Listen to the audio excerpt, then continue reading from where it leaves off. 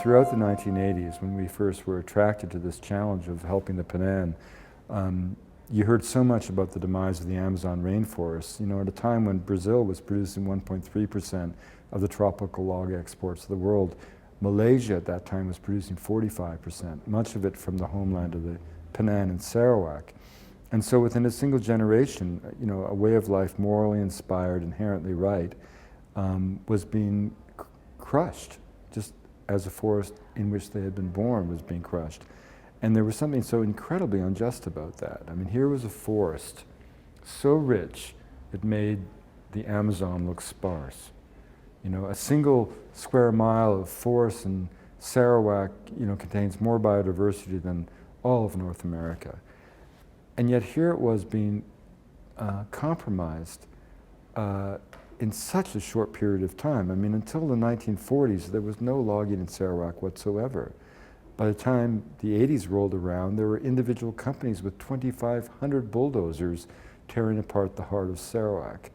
And it was interesting because Malaysia, you know, suffered from a kind of post-colonial psychosis. I mean, they were so desperately trying to industrialize that they failed to understand that indigenous people with different visions of life don't compromise the nation state, they enrich it if the nation state is prepared to accept diversity. When I was beginning to, as an anthropologist, to try to come up with a kind of global idea for the National Geographic, this idea of the ethnosphere, you know, it was predicated on this obvious idea that the other peoples of the world aren't failed attempts at being modern, or failed attempts at being us. By definition, they're unique answers to a fundamental question.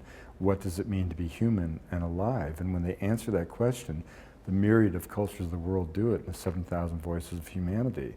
And the Penan are a perfect example of that. You know, we in the West liberated the individual from the collective, but that was a sociological equivalent of splitting the atom. In Penan culture, the individual is still subservient to the community because the community counts for more. I remember my good friend Ian McKenzie emailing me when I was in Tibet with the news that the last nomadic Penan had settled. And it struck me like a thunderbolt. You know, it was like, here was a way of life, morally inspired, inherently right, effortlessly pursued, imaginative and elegant in so many ways, that within a single generation, because of our rapacious demand for timber, basically to create plywood construction molding in Tokyo, that was what we had exchanged a way of life for. And it seemed to me such a distorted sense of priorities that it was tragic, you know. And that's, you know, that's the lesson of the Penan.